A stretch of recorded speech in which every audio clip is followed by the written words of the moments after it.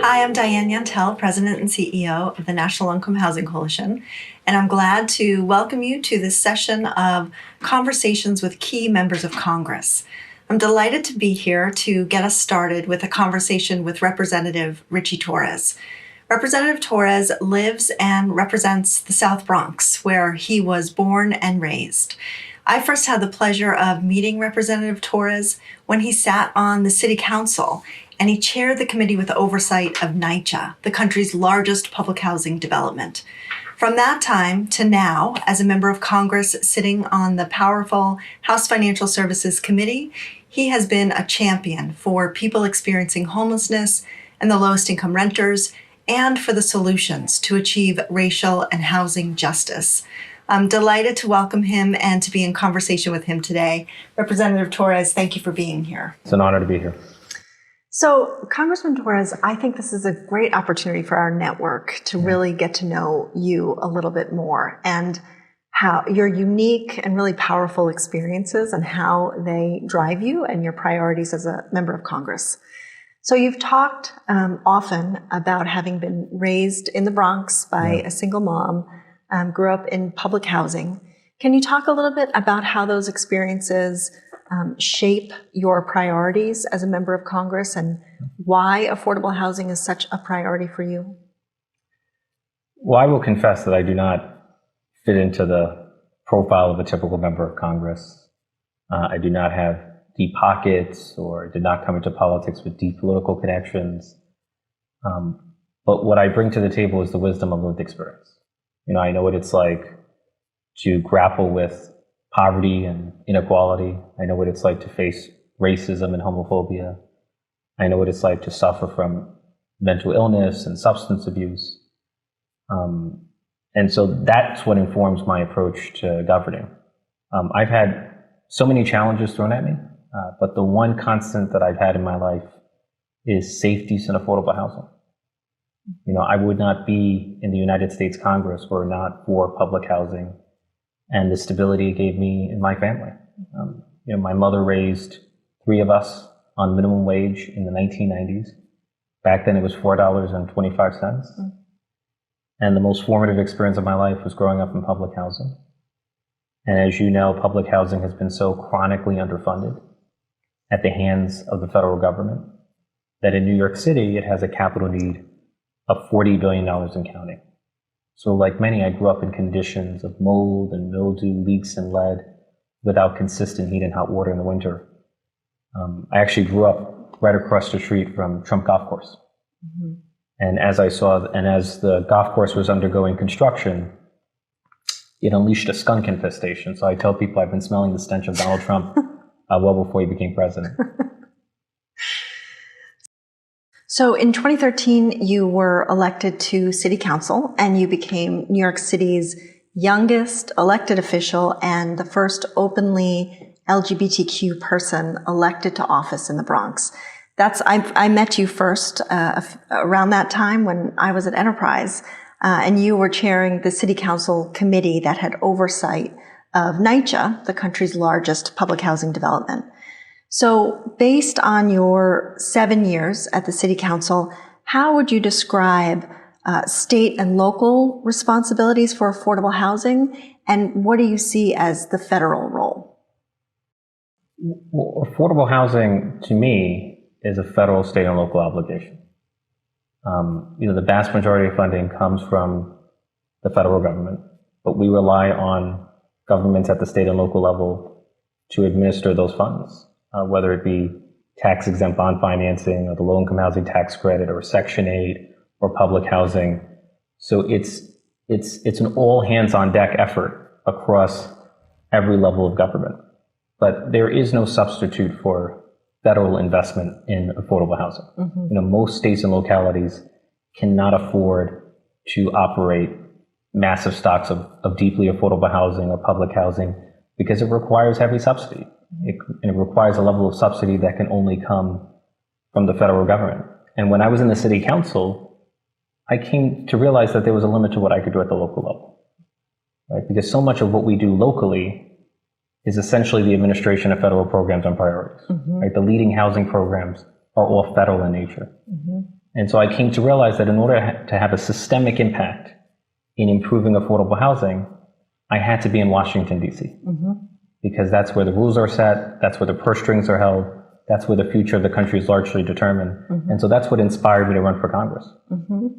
And before we switch too much to being a member of Congress in the federal role, can you talk a little bit more about public housing in your community?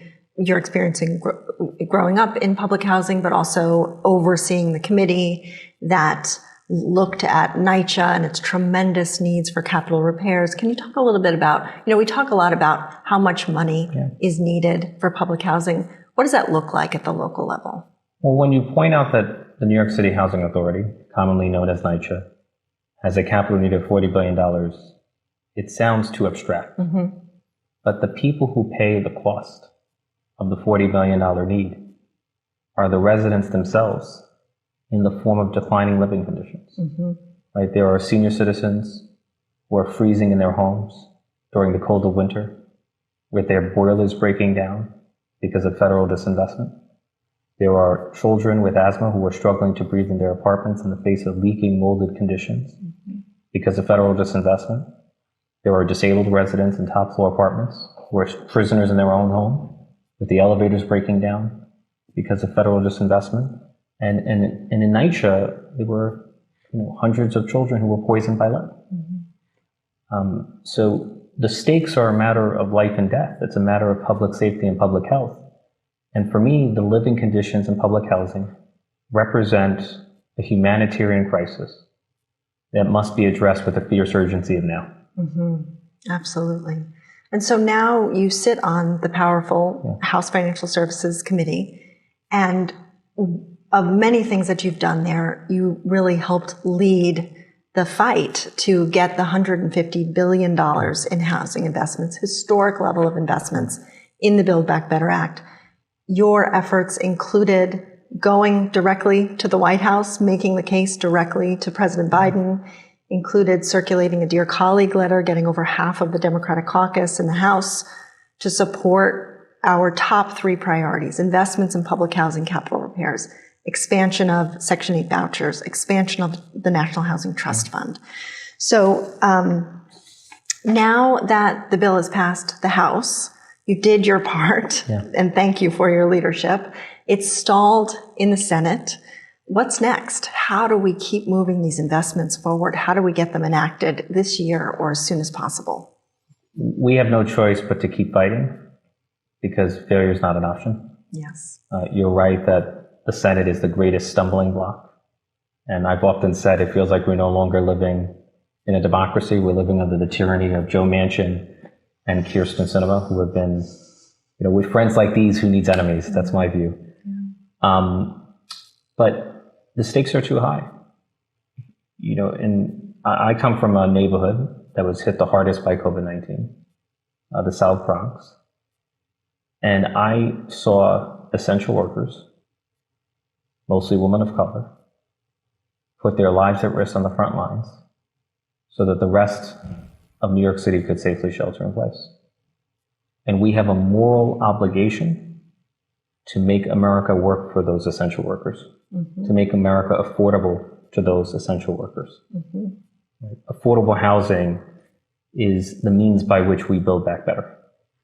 And the National Low-Income Housing Coalition has pointed out that our country has become so dangerously unaffordable that there's no county in America where an essential worker earning minimum wage can afford a two-bedroom apartment. And there are only 7 out of 3,000 counties where an essential worker earning minimum wage can afford a one-bedroom apartment. Like, that is a betrayal of our obligation to the people who risk their lives for our safety in our moment of greatest need. And I feel like as a society, we will be judged by how we treat the most essential among us. And we should treat them decently by affording them their right to safe, decent, affordable housing. So, and public housing is clearly central to that obligation, and so is an expansion of the Section 8 voucher program.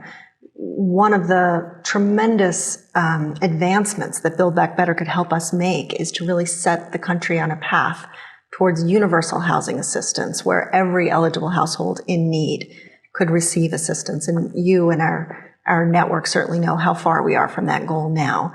That's also been a top priority of yours. We had, and everybody who's joined us here today know the battles that we've had to get and keep Section 8 voucher expansion in the Build Back Better Act. Can you talk a little bit too about the voucher program and how essential it is to low-income people who are struggling to pay the rent?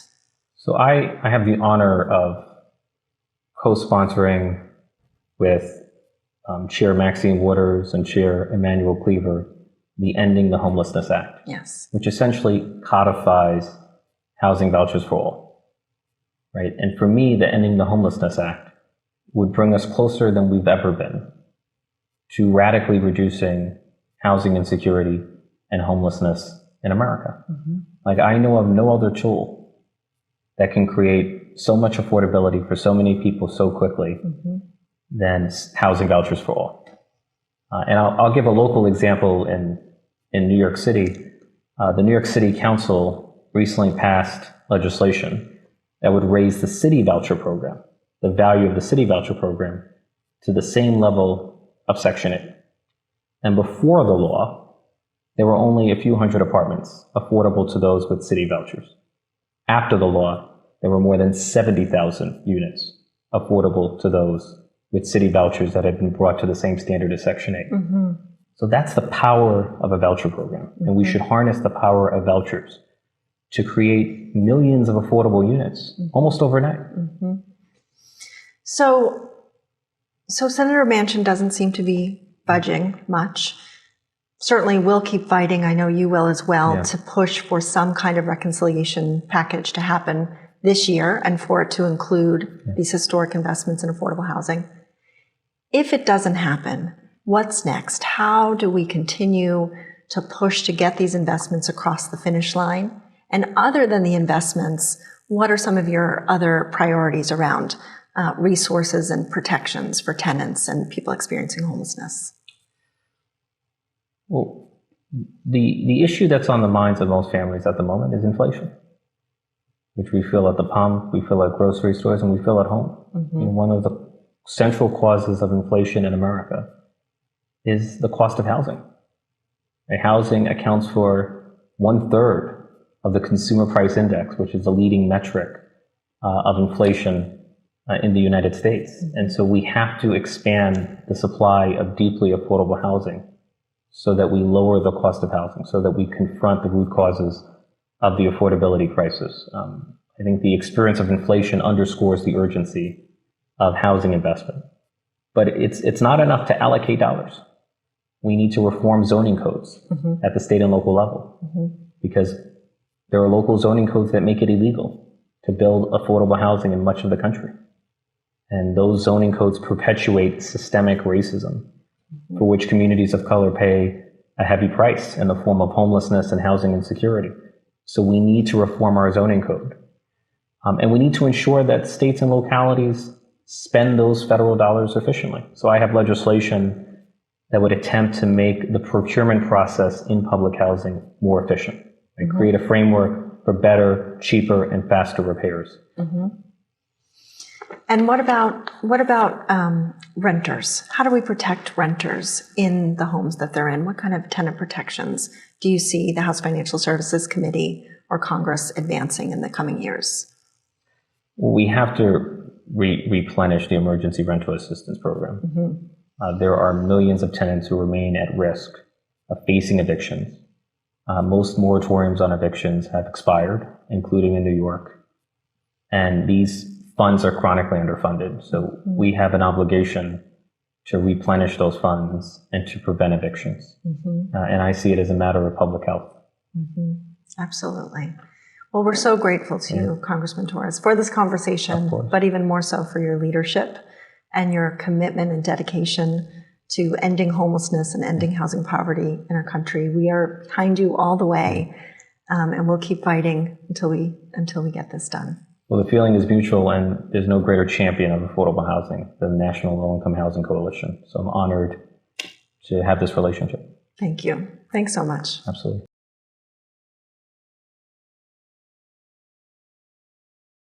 Hello, I'm Dora Leon Gallo. I'm the incoming chair of the NLIHC's Board of Directors, and I'm also president and CEO of the Community of Friends, a nonprofit permanent supportive housing provider that's based out of Los Angeles. At a Community of Friends, we build, operate, and provide services to over 2,700 individuals and families living in our 43 apartment buildings who've experienced homelessness and have been affected by mental illness. I am honored today to welcome and speak with Congresswoman Pramila Jayapal.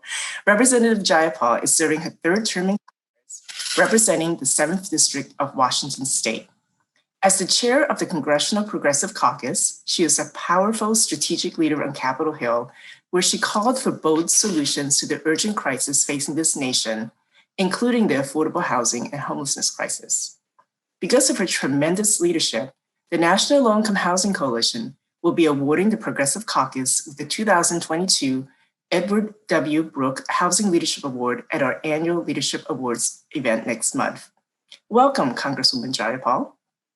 Dora, thank you so much. I'm delighted to be with you and very grateful to the National Low-Income Housing Coalition, and also honored for the Progressive Caucus to be the recipient of this very, very important award. Thank you. So, Congresswoman, I have some questions for you. The first is that before serving in government, you were a civil rights activist fighting for the rights of women, immigrants, and civil and human rights. Can you tell us why you chose to run for Congress? And how does your background in activism influence how you see your role as a policymaker and leader in Congress?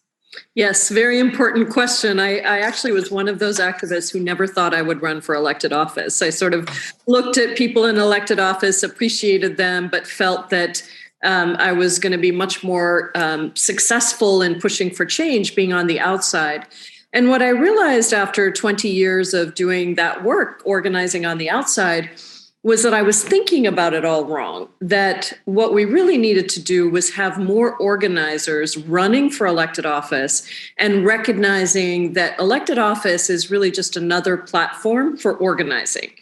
And if we don't have people that represent the diversity of our lived experiences, our racial diversity, economic diversity, all of the things that are important when you're developing policies, then our policies were not going to be good enough. And frankly, I didn't see a lot of women of color. I didn't see a lot of immigrants. I didn't see a lot of people who were not wealthy.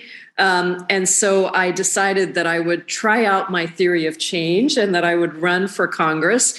And I can tell you that I think this theory of change absolutely makes sense. I have seen what a difference it makes when you have people that really reflect different lived experiences and are able to bring organizing on the inside. My background as an organizer affects everything I do. When I write a piece of legislation, I don't just write it on my own. If I'm writing a piece of housing legislation, I do it with the National Low-Income Housing Coalition so that we get the best ideas from everywhere and aggregate them. We tell stories differently. We tell different stories in hearings. We bring people who are directly affected to actually tell their stories under oath in testimony. So I think all of the ways in which we do the work and the issues that we are raising are completely different because of my organizing background. And I think if you look at what we've been able to do with the Progressive Caucus and building the Progressive Caucus into a real force, that also has come from understanding what it means to organize a collective to use our power and leverage it for the good of people. And I think it's to all of our benefit. We're so glad that you're in your position. So what advice do you have for grassroots advocates in our audience today about how they can be most effective? I think my advice is really, first of all, don't ever underestimate the power of stories. The stories are they're a key part of organizing, and they're a key part of bringing policymakers on board is when you have the stories. Secondly, I would say, make sure you're organizing everywhere. I think we sometimes get into the trap of organizing only in places where we already have a lot of supporters, but unfortunately, those are sometimes the districts with people like me who don't need to be organized on a particular issue like homelessness, for example. So we need to organize in all 50 states, every district across the country. And then third, I would just say, be fearless, be curious, look for unlikely partnerships with people that perhaps you never thought you could have a partnership with, because that is all very important to actually passing the kind of change that we're looking to pass. That's great advice. And now that you're chair of the Congressional Progressive Caucus, you help lead efforts to advocate for affordable housing investments in Build Back Better, with a strong focus on those programs that serve the lowest income households. Why has the Progressive Caucus taken up housing as a major priority? What does the CPC's, go ahead. Yes, no, that's right. We made housing one of our top 5 priorities for Build Back Better, and we really pushed when it looked like it was being left off the table. Of course, Chairwoman Maxine Waters is a member of the Progressive Caucus, one of the co-founders initially of the caucus, who was helping to lead a lot of our efforts around housing. But I will tell you that every Progressive Caucus member almost across the country recognizes that housing is the center of everything else. And I really think that belief has also led our members to believe that housing is a human right, plain and simple, that people need a home to come back to. They need a home to feel safe in. They need to be able to do all of the essential things like cook and shower and use the bathroom and store their belongings, but also have an address to be able to apply for a job or get a driver's license. There's so many of the things that people who have homes take for granted. And I think at the core of all of this is a belief for our Progressive Caucus members that homelessness is not a moral failure. It is a structural failure of a country that has refused to make affordable housing a priority. And because it's a structural failure, I guess the good part of that is that we can fix this. Housing insecurity is a policy choice. And it is made much worse by all of the growing economic inequity, the skyrocketing rents, the pandemic, and also the racial disproportionality in terms of who is most deeply affected: Black, Brown, Indigenous communities, poor people that are most deeply affected. So to me, I think housing, it's sort of, in many ways it encapsulates or is the beginning point for so much of the other work that our Progressive Caucus members are committed to. And it's interesting, you leading me on to another question that I have. The understanding that, for me, one of the understandings that one of the 4 priorities, 4 core principles of the Progressive Caucus is tackling the systems of oppression and dismantling structural racism and discrimination. You just made a reference to that. And housing is central to any effort to undo structural racism, because disparities in housing leads directly to disparities in health, education, and other outcomes. How is the Progressive Caucus advancing anti-racist policies through housing? Yes, this is a very important priority for the Progressive Caucus. We believe it's threaded through everything, but we wanted to highlight this as a core principle and not just sort of leave it to people's imaginations to say, oh yeah, it should be a part of everything. So, I think the way we think about it, structural racism and white supremacy permeate our society. And our Black and Brown and Indigenous communities simply don't get access to the same kind of education or the same kinds of job opportunities. Often they're living in violent and over-policed neighborhoods or deeply polluted neighborhoods. There is this pervasive economic inequality that also then means that these same marginalized folks across the country are the most likely to be unhoused. And I think the current housing crisis is just the latest iteration of decades of racist housing policy that have shut out Black and Brown and Indigenous families from home ownership and wealth building. So we see housing insecurity as a racial justice imperative. We see the need to take on our current public housing infrastructure that is crumbling, that is, threatening the health and the safety and the security of low-income people, and to actually invest in it. And we also think we need to strengthen tenants' rights, because unfortunately, home ownership has not been something that is accessible to the majority of people, including Black and brown folks. And so we need to make sure that we strengthen tenants' rights so that people aren't kicked out of their homes, and then also work to create these equitable pathways to home ownership so that Black and brown folks are no longer shut out of home buying.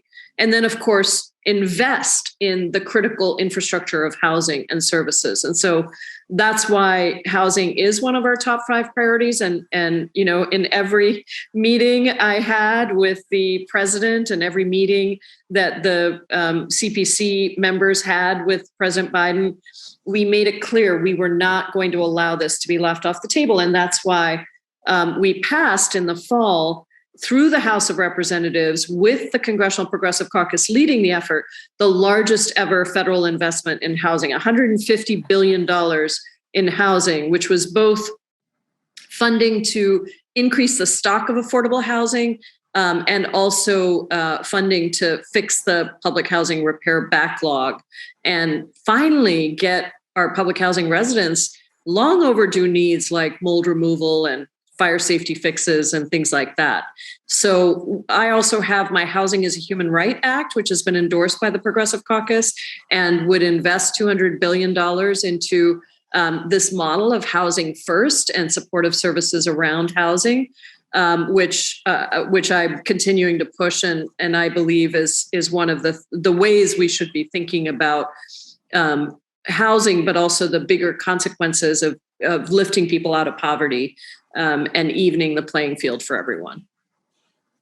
I love how you say that you are able to fix the issue because it's a structural issue, right? It's not a moral failing. And all these programs and ideas that you mentioned directly leads to that. We are at a point, though, where we understand and that Build Back Better the path is unclear. We're going to keep at NLIHC, we're going to continue to keep fighting for housing investments in any budget reconciliation bill going forward. But beyond Build Back Better, you've mentioned a number of different programs. Are there other housing priorities that you and the Progressive Caucus have for this year and beyond? Yes. Well, first of all, even though Build Back Better has stalled for the moment, I will say that we just passed the appropriations bill, a $1.5 trillion appropriations bill. That, by the way, is one of the bells going off in Congress here. Sorry about that. But that appropriations bill will invest enormous amounts into our housing infrastructure, not as much as we want, but it will do a lot for housing. And it also allows us for the first time to fund community projects in our districts, which include many affordable housing projects. And so I know in my set of community projects that I got funded, there is affordable housing within that. Now, I mentioned Housing is a Human Right Act, and you also know that the Progressive Caucus advocated tirelessly for President Biden and the CDC to extend the eviction moratorium when we were still in the throes of the pandemic, an action which the president did ultimately take and which undoubtedly saved millions of lives. There are several other bills that we are pushing within the Progressive Caucus led by our members. Representatives Ayanna Pressley, Rosa DeLauro, and Cori Bush are leading the HELP Act, which provides relief from eviction and increases legal services for those who are threatened with an eviction, and also removes eviction from credit reports, because we know how those credit reports are then used, again, as barriers and blocks to other access. Representative Ocasio-Cortez and Senator Sanders are leading a Green New Deal for public housing. And Representatives Pressley, Bush, and Senator Warren are leading the Keep Renters Safe Act, which gives HHS the permanent authority to issue an eviction moratorium in cases where it's necessary to protect public health. And then Representative Maxine Waters, as chair of the Financial Services Committee, is continuing to lead efforts to allocate and disperse rental assistance funds. So those are all places where we're going to continue to push, but also I think you'll see a lot of really good things coming out of the appropriations bill, and hopefully we'll be able to get this big investment that we had put into Build Back Better through in some other form. This is great. This is why we are honoring the congressional Progressive Caucus with the Edward Brooke Housing Leadership Award next month. I mean, the work you guys are doing are amazing. We are so thrilled to have champions like you representing us in Congress. So thank you so much for joining us today, Congresswoman Jayapal.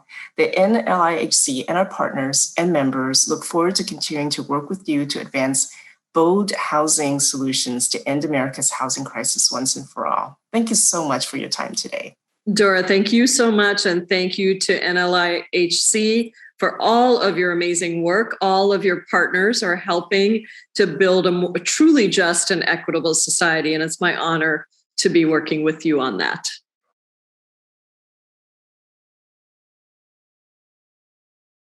Hello, I'm Eric Price, and I serve on the board of directors for the National Low Income Housing Coalition. I'm also president of the NHP Foundation, and we are an affordable housing developer with primary offices in New York and Washington, D.C. We currently own 10,000 units of housing in 16 states with the mission of developing housing for low and very low income families.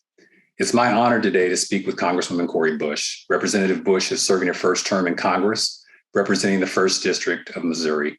During her time in Congress, Representative Bush has been a fierce advocate for low income people and those experiencing homelessness. This past summer, she led a sit-in on the Capitol steps to bring much needed attention to millions of households at risk of losing their homes during the pandemic.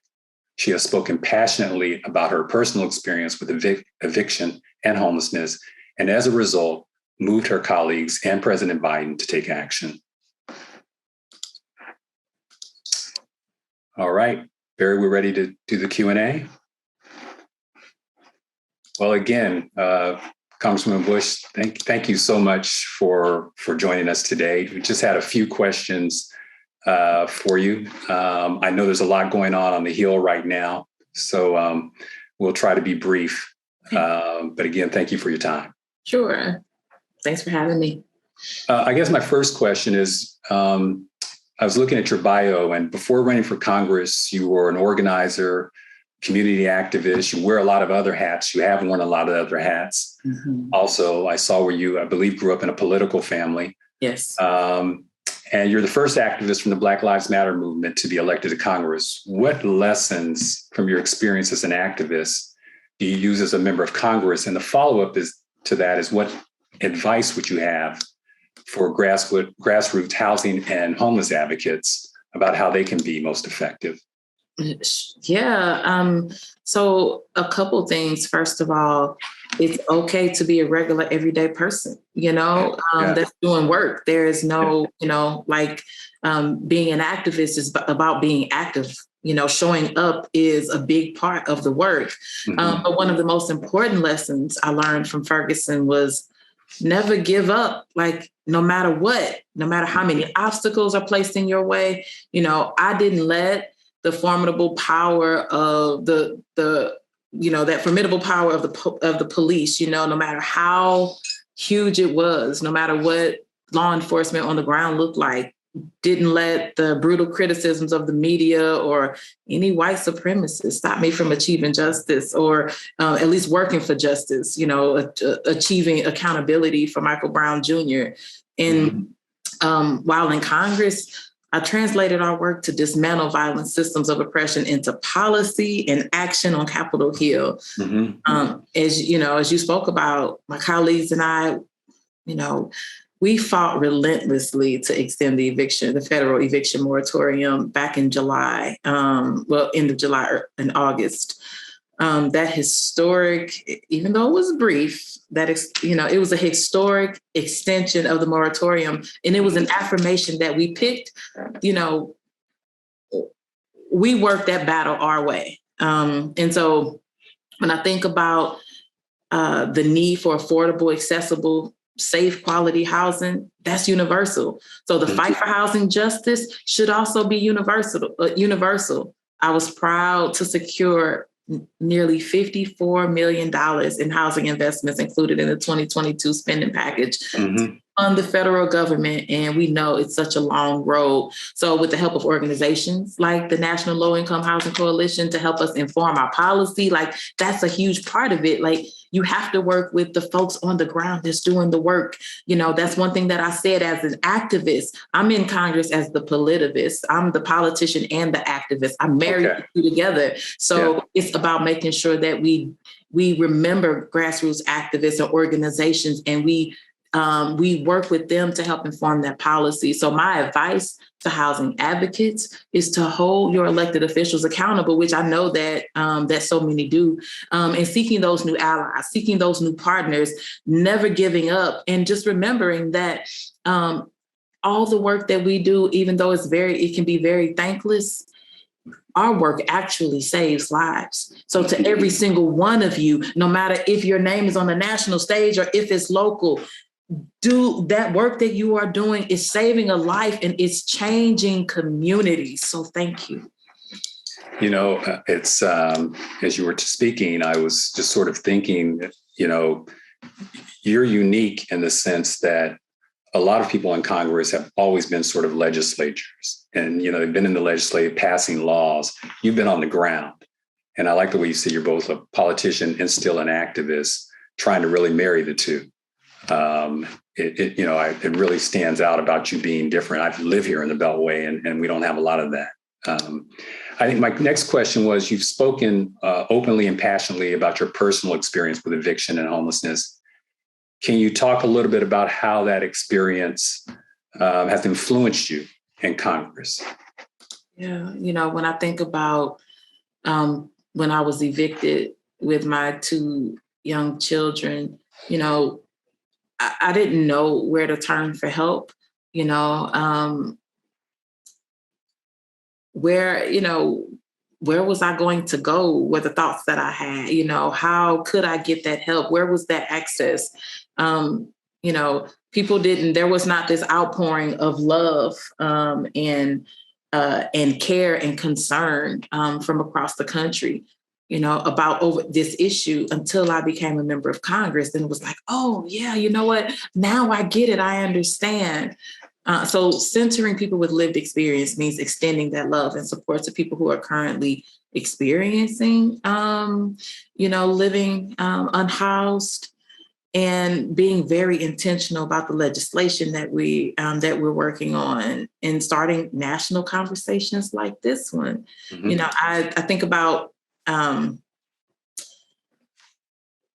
every single day I walk the halls of Congress, and I can remember how it felt to live out of the car. I remember how it felt to worry about my babies at night, you know, not being able to close my eyes really to sleep because I feared that something would happen to them. I feared that the car would get too cold, or that the police would come, you know, or just carbon monoxide poisoning. I feared that we would leave the car on too long and the gas would run out, and I didn't have the money, you know, I wouldn't have the money to be able to get to work. But those are the experiences. What do we do? How do we eat every single day? Where do we go to the bathroom? Those experiences, they stay on the forefront of my mind. And it helps me to remember that these are the folks that we're working for, folks that are going through what I've gone through.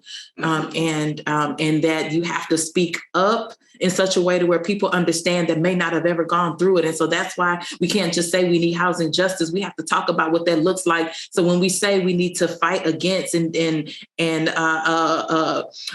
work to remove, like when we talk about like hostile architecture, some people are like, oh, what is that? Or why? They don't even realize that the reason why some, you know, like just in the public, why some architecture is the way that it is simply because of our people want to push away our unhoused community members. So it's things like that. That's the reason why we need people who have lived experience in these positions. You've kind of answered my next question in a way, but I was going to refer to the legislation that you introduced, the Unhoused Bill of Rights, to call on Congress to permanently end homelessness by 2025.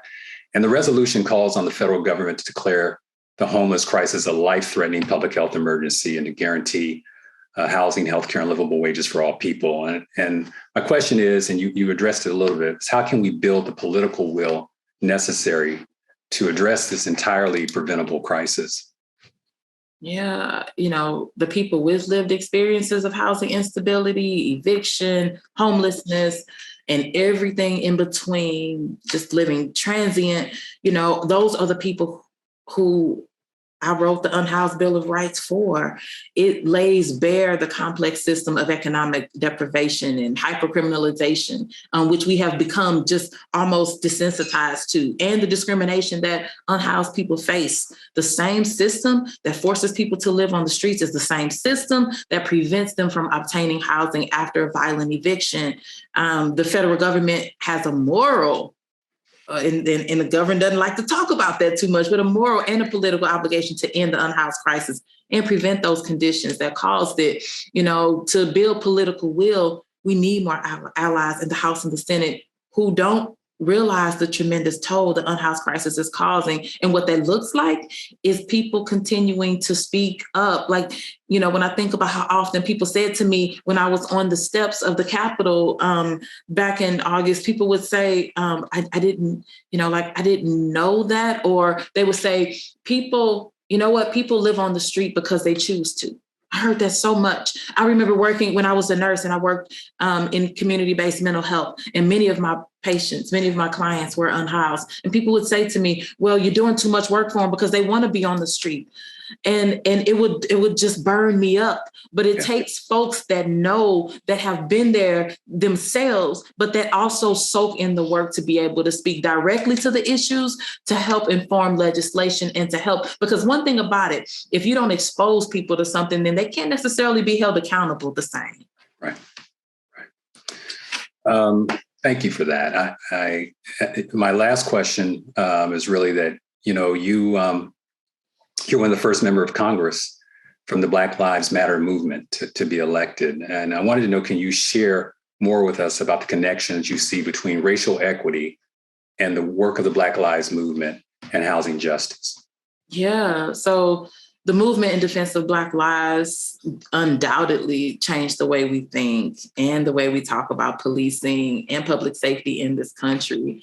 Instead of building jails and prisons and detention centers, which is what we're used to, we demanded housing, we demanded education and livable wages. And honestly, at the time, those weren't things that were on the forefront of my mind, just thinking, because I just never thought that I could affect those things. Mm-hmm. When Black activists, when we emphasized the relationship between poverty and crime, we forced everyone to consider how a lack of stable housing, education, and jobs exposes, people of low wealth, to the full might of law enforcement. And we see it over and over again when we have communities where it won't be a Black community, but Black people will be 2-3 times as likely to be pulled over by police in that community than white people that actually are the majority in that community. We think about Jim Crow and beyond. Black people were denied opportunities to obtain housing, education, a job. Think about the GI Bill, rendering Black folks vulnerable to criminalization. So if you are evicted from your home, you can be criminalized for sleeping in the park, on the sidewalk, or in your car. When you're released from prison, when we think about that, obtaining decent housing is made nearly impossible. Housing justice, we know, is racial justice, and we have to speak to it. It's racial justice. Housing justice is criminal justice. And that is the work that we have to speak up and be very clear about. And we have to target it. And we have to speak to it, like pinpoint it. We can't beat around the bush. We have to address it head on. Congresswoman, thank you so much. I think our time is up, but I really want to tell you that it's been a pleasure speaking with you today. We look forward to working with you to end America's housing and homeless going forward. Thank you very much. Yes, thank you. Thank you.